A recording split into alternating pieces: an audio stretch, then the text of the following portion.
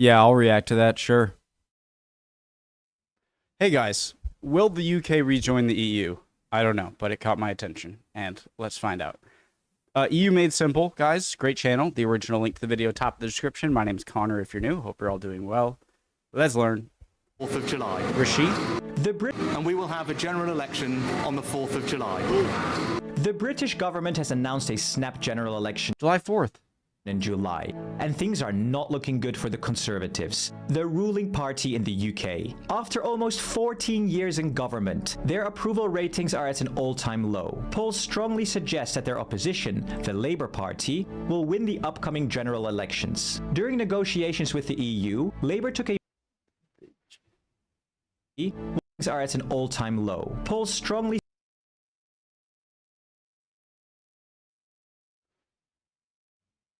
What is this? Labor has a 46%. Is this approval rating? Or is this chance to win? Because that is a large margin. suggest that their opposition, the Labour Party, will win the upcoming general elections. Yeah, I'll During react to that, sure. Sorry guys, that was my other video I watched about bears. With the Different topic. I'll react to that, sure. Okay. UK general election polls.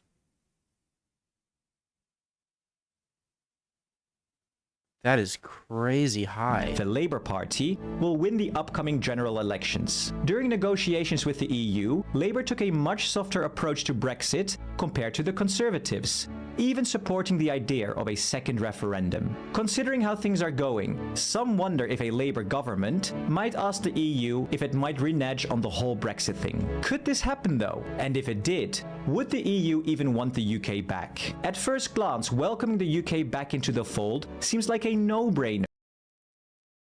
Internet. The UK is the world's 6th largest economy, has a population of over 65 million people, and is home to one, if not the continent's most productive city, London. The UK also boasts one of the largest and most powerful militaries in Europe. Amidst the ongoing war in Ukraine, the European Union faces significant security challenges, and incorporating the UK's military strength, including its nuclear arsenal, into the EU framework would greatly enhance deterrence capabilities and contribute to regional stability. Additionally, the UK is a well-developed and wealthy country that can significantly contribute to EU neighbourhood and development policies. The UK returning to the EU would also be a huge PR win. A country that democratically decides to leave, but then changes its opinion and democratically decides to rejoin, would demonstrate to the rest of the EU members, if it hasn't done so already, that going alone is very difficult in today's globalized and interconnected world. See what happens to your economy if you leave the Union, the EU could say to its member states, looking at a few countries in particular. But things aren't that simple. Even if the UK did want to rejoin, it might not be in the EU's best interest to let them back in. The last thing the EU wants is for the UK to rejoin and then leave again in a decade later. I was going to say,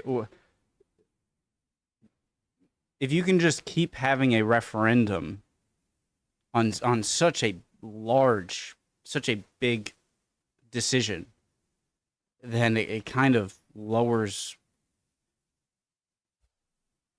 I look, when it comes to UK politics, I might give opinions and whatnot, but it is the UK's issue that the UK should figure out for the UK.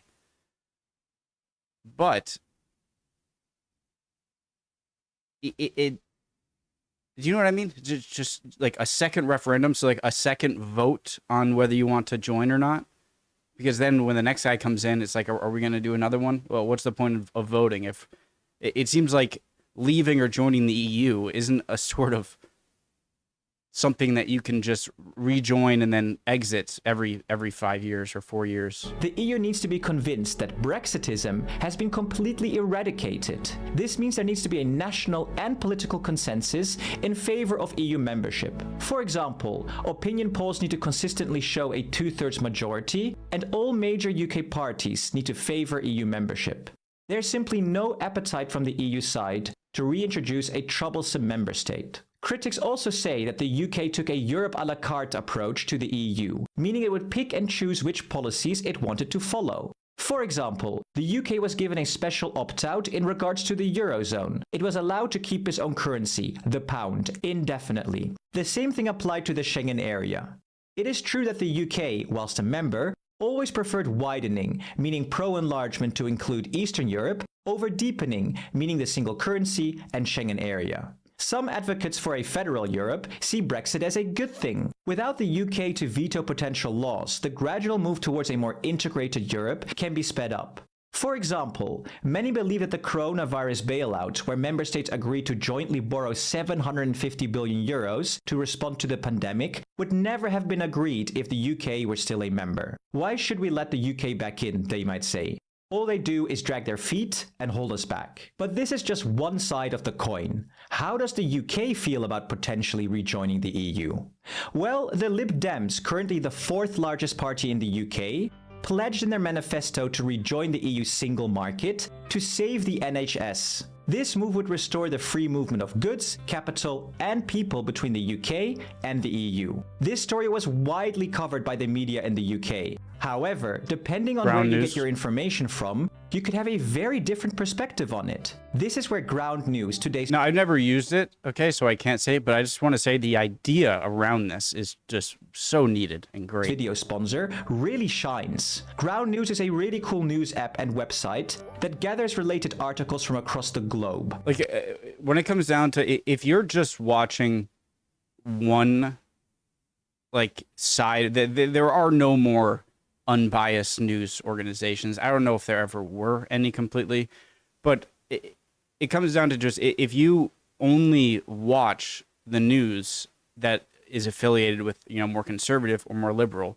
you're just not going to be fed the whole thing. And so I think the best thing to if you want to get your news is just have a variety of different politically affiliated news organizations, showing political leaning, reliability, and ownership data for each source. The Independent, for example, known for its left-leaning stance, reports the story quite positively. In contrast, the right-leaning Daily Express headlines it differently, with Lib Dems' bombshell plot to overturn Brexit. And the problem is they're both equally wrong or equally right, okay?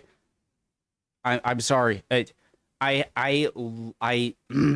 Journalists do better and get UK back to the single market. And I get it. You have to appeal because that you have to report a lot what your audience wants to hear, and that's how you make money. But it's just a shame, I guess. As the Independent, I appreciate that I can easily see this in one place on Ground News. Right away, I see that 12 sources have covered this story, and that an equal amount lean left versus right. Ground News also shows us a factuality rating based on an analysis from 3 independent news monitoring organizations. Ground News cuts through the bias, helps you see your blind spots, and ensures you're informed from all perspectives.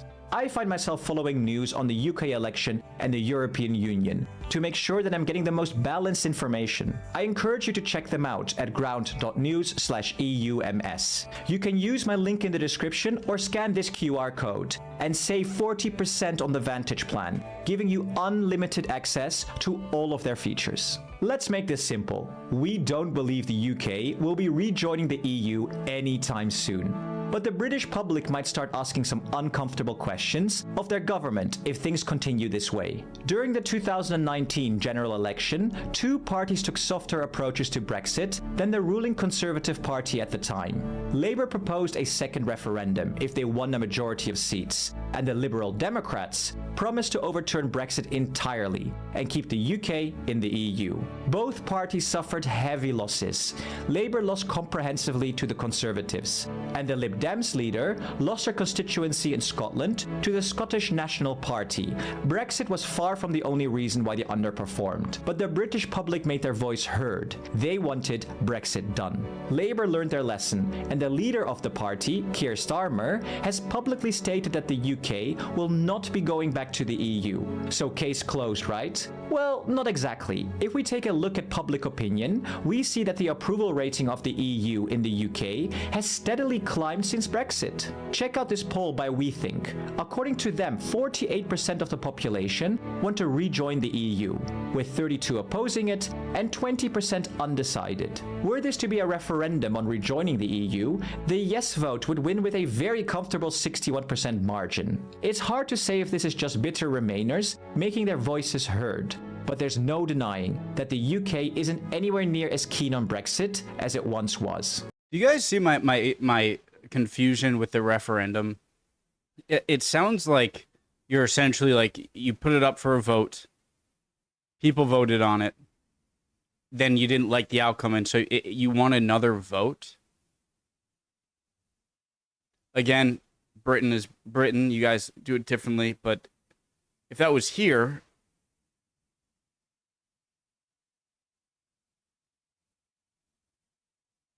I actually...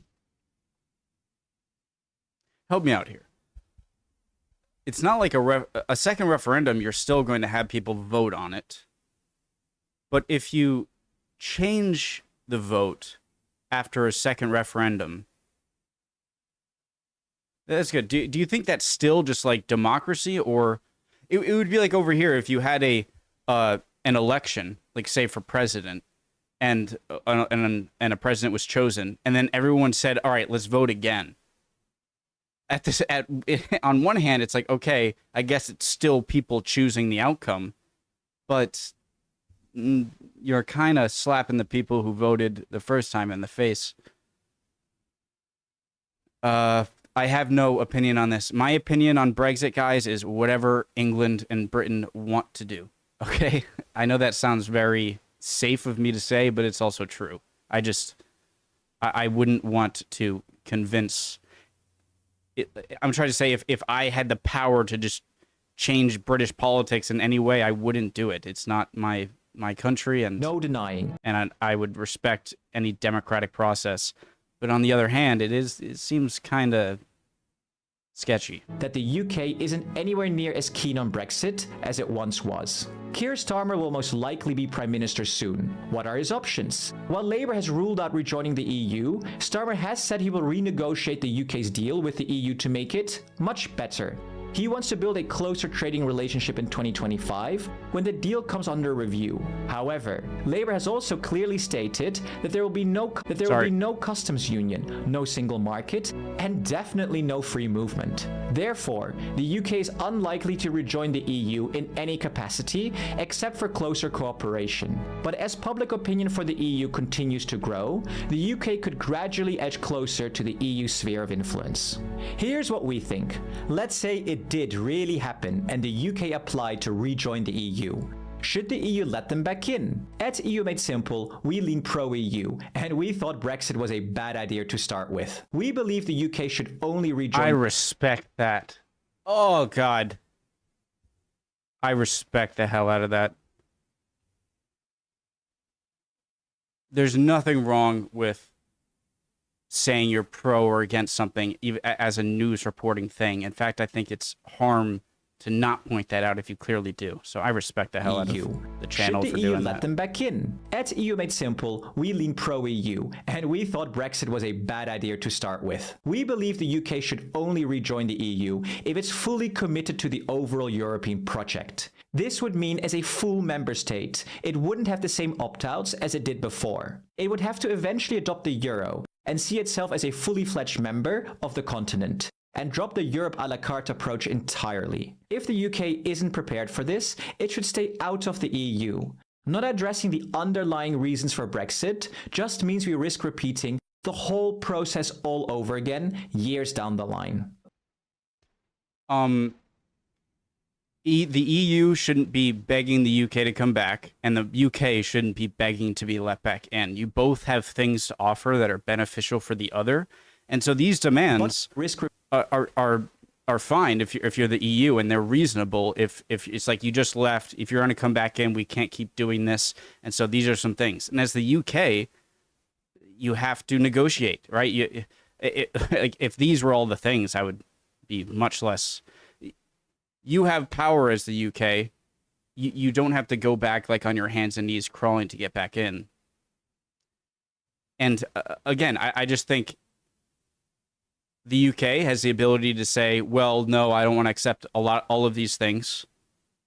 And we have things to offer and stuff that'll help you out. And then, you know, negotiating will go down and cure a few things. But as I said before, whatever the UK wants to do, they should do. But you shouldn't just, you know, be on your hands and knees just begging to get back in. And I don't know enough about this. I think you have enough power as a country to not, if you do decide to go back in, to not just, you know, be begging and accepting any single term. To eventually adopt the euro and see itself as the underlying reasons for Brexit just means we risk repeating the whole process all over again years down the line. But we want to hear your thoughts. Do you think the UK will ever want to rejoin the EU? Should they be allowed to, even if they did? Let us know in the comments below. I'm sorry, but I don't know.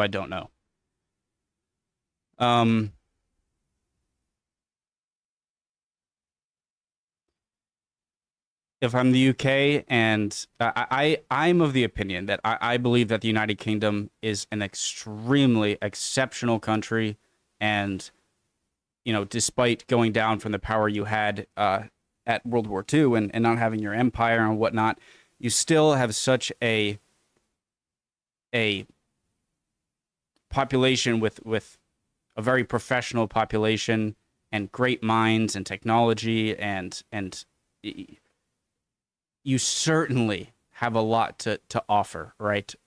And on the EU side, I wouldn't want, like, if you are coming back in and they want a few conditions, I don't blame them, because you don't want the insecurity of them just going out and in, out and in. And you might have some benefits of the UK who might have been a large vetoer, where that might not be worth it. And so if you're the EU, maybe you could consider it. There are a lot of benefits of having the UK, but you're not just going to get everything you wanted and go back exactly the same as when you left. And that's reasonable also. So it sounds like I'm giving a nothing answer, which I kind of am, but you have reason to be skeptical, and you have stuff to offer that you don't just have to go back on your hands and knees begging, right? And when it comes to stuff like the referendum, in my mind, it's like, well, is that really fair? You already voted and there was an outcome. On the other hand, well, isn't it also kind of anti-democratic to just say, okay, we can't have a vote again if people change their mind and want to get back in? Isn't that also kind of anti-democratic? Yeah, I guess, but I would think you should set up some sort of, like, okay, if you do rejoin, we can't get out for like 10 years or something, and for another referendum. I would think you'd have to settle that. Interesting. As little as I know about this stuff, and I count on you guys a lot to teach me stuff in the comments, I gave my thoughts here. So, love you all. Hope you're all doing well. Again, would appreciate any comments, and hopefully I'll see you next video. Bye, guys.